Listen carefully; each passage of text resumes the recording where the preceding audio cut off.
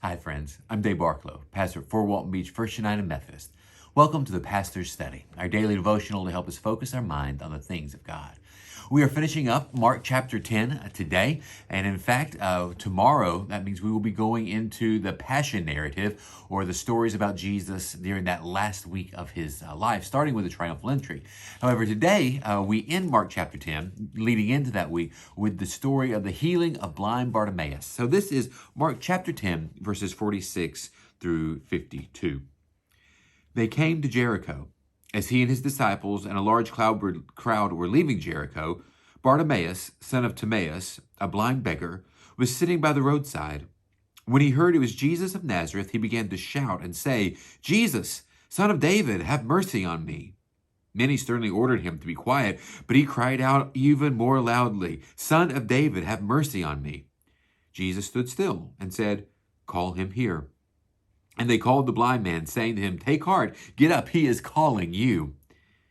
So throwing off his cloak, he sprang up and came to Jesus. Then Jesus said to him, "What do you want me to do for you?" The blind man said to him, "My teacher, let me see again." Jesus said to him, "Go, your faith has made you well." Immediately he regained his sight and followed him on his way.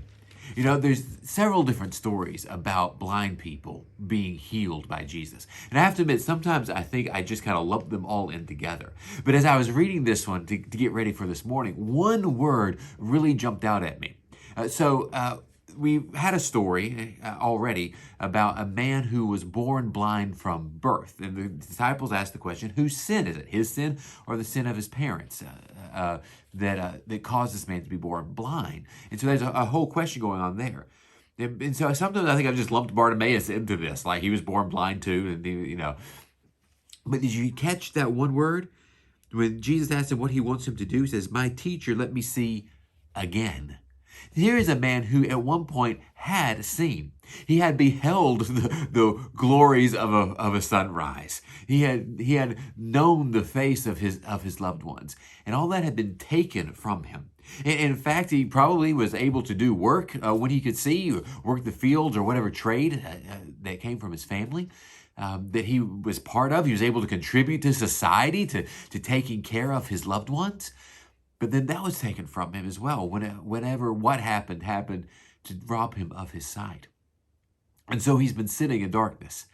He's been sitting there lamenting the loss of his sight. And not just of his sight, but of his ability to interact with people, his ability to help other people, ability to probably be a breadwinner in his family. It just changed so much of his life. And when Jesus asks, "What do you want to do to see?" And he says to see again, he's wanting his life back. He's wanting to be made whole again. And Jesus does it for him.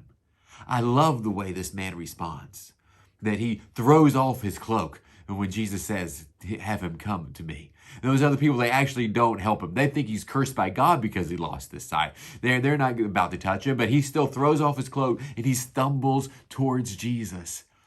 But we have to love Jesus' response too, right? He stopped. He heard the call of the blind man and he stopped, and he had him come to him and he healed him. Friends, I don't know what's going on in your life today. And maybe you're suffering from blindness. It might not be physical blindness. It might be spiritual blindness, emotional blindness of not knowing a decision that you need to make. But here's what I do know. If you will call out to Jesus, he will stop and he will help you. He will give us our sight when we are blind. Aren't we to praise him and to thank him for sure? Remember, friends, I love you. Take care of yourselves and shine the light of Christ.